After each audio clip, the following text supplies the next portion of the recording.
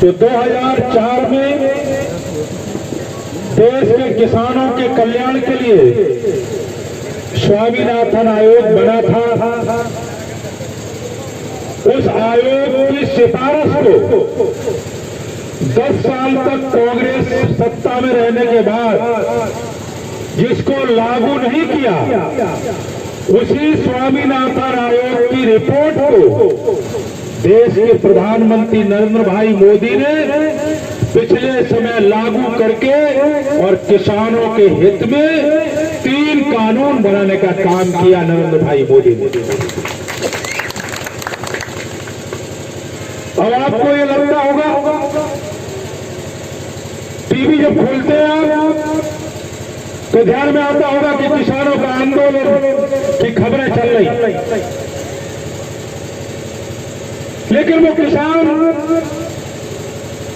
का आंदोलन केवल एक क्षेत्र में हो रहा है।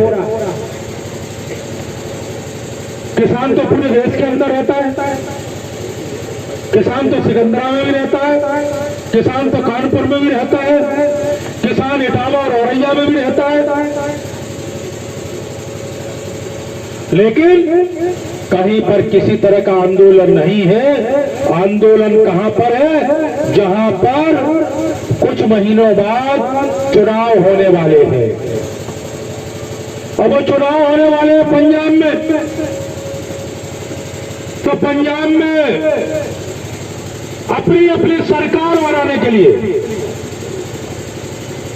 हम ज्यादा किसानों के हितैषी हैं, इसको दिखाने के लिए और वहां पर बॉर्डर पर जो पार्टी के कार्यकर्ता हैं, जो कुछ किसान संगठन मिला करके और एक वहां पर आंदोलन का काम किया है। और मांग क्या मांग रहे हैं? वो मांग रहे हैं कि एमएसपी जो सरकार स्टेट गवर्नमेंट देती है, जो मिनिमम प्राइस रेट फिक्स करती है, उस एमएसपी को समाप्त ना किया जाए, ये किसान जो वहां पर बैठे हुए हैं उनकी मांग है। लेकिन मित्रों, अभी कल ही प्रधानमंत्री जी ने बोला है कि एमएसपी न तो समाप्त हुई है और न एमएसपी कभी समाप्त होगी, जो कि क्यों एमएसपी काम करेगी और फसल के समय हर स्टेट गवर्नमेंट उसका 20% से लेके 25 और 30% तक दाम बढ़ाने का काम करेगी। प्रधानमंत्री जब बोल रहे कि एमएसपी खत्म नहीं हुई है, 8 महीना पहले कानून बना, तब से लेकर अब तक एमएसपी खत्म नहीं हुई, तो फिर अब कौन एमएसपी खत्म हो जाएगी? प्रधानमंत्री जी लिखित में आश्वासन दे रहे हैं, कृषि मंत्री लिखित में दे रहे हैं, लेकिन इसके बावजूद भी वो यही एक मांग कर रहे हैं कि एमएसपी समाप्त न की जाए, जबकि पूरी तरह ये मिथ्या प्रचार किया जा रहा है, क्योंकि उनकी राजनीतिक जमीन खिसक चुकी है और इसलिए अपनी जमीन को बनाने के लिए इस किसानों को कंधे पे बंदूक रख के आंदोलन करने का काम उन्होंने शुरू किया है। दूसरी बात, जो किसान क्या कह रहे हैं, जो बैठे पंजाब के, वो बात यह कह रहे हैं कि मंडी समाप्त हो रही है। मंडी समाप्त नहीं हो रही। कल आपने प्रधानमंत्री जी की बात सुनी होगी, कृषि मंत्री जी लगातार बोल रहे हैं कोई भी इस कानून में इस मंडी को, देश की किसी भी मंडी को समाप्त नहीं किया जा रहा है। कोई मंडी समाप्त नहीं होगी। हाँ, यदि समाप्त होंगे तो मंडी के बिचौलिए समाप्त होंगे, मंडी समाप्त नहीं होगी। ये प्रधानमंत्री जी बोल रहे हैं, कृषि मंत्री जी बोल रहे हैं कि मंडी कोई समाप्त नहीं होगी। हाँ, एक व्यवस्था सुनिश्चित की गई है कि मंडी के साथ साथ किसान मंडी में आए और किसान मंडी में जो बिचौलिए हैं, अभी भी धान की फसल ले जाते तो आप जानते होंगे बिचौलिए बन रहे हैं, और जो लोग मंडी में दादागिरी करते हैं, जो लोग मंडी में परेशान किसानों को करते हैं, जो लोग फसल को 8-8 दिन तक वहां तोड़ते नहीं है, जो महीनों पेमेंट नहीं करते हैं, जो परेशान करते हैं, उससे मुक्ति के लिए इस कानून में ये सुनिश्चित किया गया है कि मंडी में किसान बेचना चाहे तो किसान मंडी में बेचे, और अपने घर पर बेचना चाहे तो अपने घर पर बेच सकता है, उस पर कोई टैक्स नहीं लगेगा। ये अधिकार देने का काम भी किसानों को मोदी जी ने किया है। इसमें कौन सी गलत बात हुई है भाई? कोई गलत बात नहीं भाई। मंडी पे आप जानते परेशानी होती कि नहीं है, जो किसान बैठे बता सकते हैं, बिचौलिए परेशान करते कि नहीं करते। उससे मुक्ति के लिए वो समाप्त हो जाए, इसलिए देश के अंदर 10,000 समूह का गठन होगा, और वो समूह जो है किसान की घर पर जो फसल होगी उसको खरीदने का काम करेंगे। इच्छा हो किसान तो उनको बेचे, और नहीं इच्छा है तो वो मंडी में जाकर के भी बेच सकता है। ये स्वतंत्रता का अधिकार और विकल्प का अधिकार इस कानून में मोदी जी ने दिया है किसानों को। तो कौन सी बात है? तीसरी बात वो क्या कहते हैं, जो धरना पर बैठे लोग आंदोलन कर रहे हैं, कहा कि कोई जो कॉन्ट्रैक्ट फार्मिंग है, माने अनुबंध पर जो फसल है, उस पर इस कानून में प्रावधान किया गया है।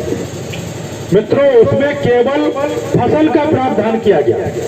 किसान चाहे तो उन लोगों से आप फसल का पेमेंट ले सकते हैं, फसल का अनुबंध सुनिश्चित कर सकते हैं, लेकिन जमीन का कोई अनुबंध नहीं होगा, केवल फसल का होगा। और किसान चाहे तो अपनी फसल, मान लीजिए आज उसने धान लगाया है और वो फसल 4 महीना बाद होगी, तो वो चाहे तो उसकी लागत खाद पानी के आधार पर पैसा लेकर के एक समझौता तय कर सकते हैं, और चाहे तो पूरे फसल का भी तो उसी समय पैसा ले सकता है।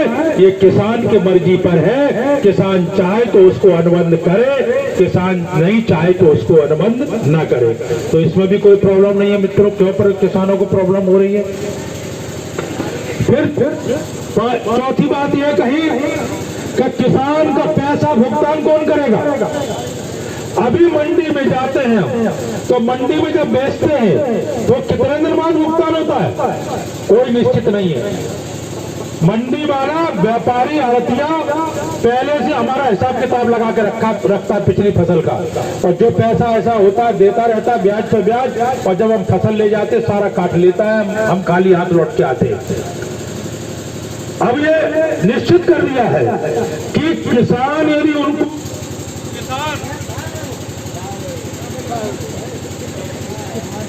में पैसा दे, लेकिन इस कानून के तहत हर किसान का भुगतान 3 दिन में यदि किसी ने नहीं किया, व्यापारी ने या मंडी ने, तो वो कानून के दायरे में दंडित होगा। किसान को 3 दिन में भुगतान हर हालत में उसके फसल के करने ही होंगे। तो इसमें कौन सी बुराई भाई किसानों के? इसमें बताइए भाई, कौन से किसान के खिलाफ है कानून? किसान के खिलाफ कोई कानून नहीं। फिर उन्होंने बात कही तो धरना पर बैठे कि यदि 5वीं बात, यदि हमारी कोई किसानों की समस्या आई, किसी ने कोई प्रॉब्लम की, कोई बेईमानी की, तो हमारी समस्या का निवारण कौन करेगा?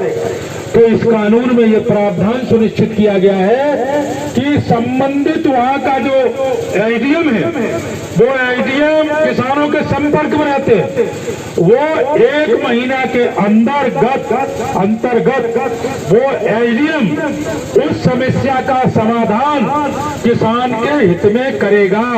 1 महीना का समय सुनिश्चित किया गया है। तो इसमें भी कोई प्रॉब्लम किसानों के खिलाफ नहीं है। अब आप सब यहाँ पर इकट्ठे हैं, बहुत सारे यहाँ पर किसान भी हैं, व्यापारी भी हैं।